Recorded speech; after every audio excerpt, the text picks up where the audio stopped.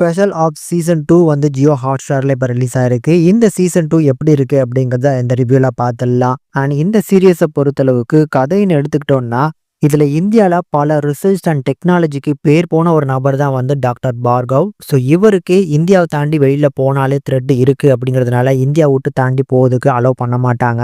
ஆனா பல தடைகளை தாண்டி ஒரு ட்ரிப்புக்கு அலோவ் பண்றாங்க. அந்த ட்ரிப்பில் வச்சு அவரை கடத்துறாங்க சில கும்பல்.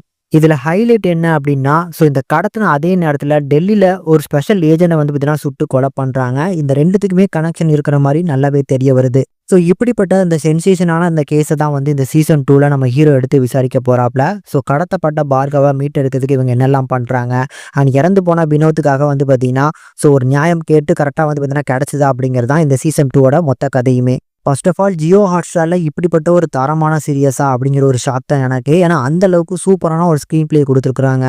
அதுல முதல் எபிசோடு முடியறதுக்குள்ளேயே வந்து பார்த்தீங்கன்னா ஒரு 2 சீன் இருக்கு. அந்த கிட்னாப் பண்ணக்கூடிய போர்ஷன்ஸுமே சூப்பரா இருக்கும். அதுக்கப்புறம் வந்து பார்த்தீங்கன்னா அந்த ஹவாலா பணத்தை டிரான்ஸ்ஃபர் பண்ணக்கூடிய அந்த போர்ஷன்ஸுமே சூப்பரா எடுத்திருந்தாங்க. பிஜிஎம்ஸ்லாம் சும்மா வெறித்தனமா இருக்கு.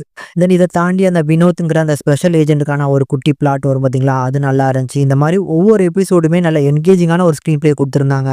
கியா மேனன் வந்து இந்த சீரியஸில் அவரோட பர்ஃபார்மன்ஸை நீட்டாகவே கொடுத்துட்டு போயிருக்காரு. இந்த சீரீஸை பொறுத்தளவுக்கு அந்த வில்லனா நடிச்சவரோட ஆட்டிடியூட், அவரோட போர்ஷன்ஸ்லாம் சூப்பராக இருக்கும்.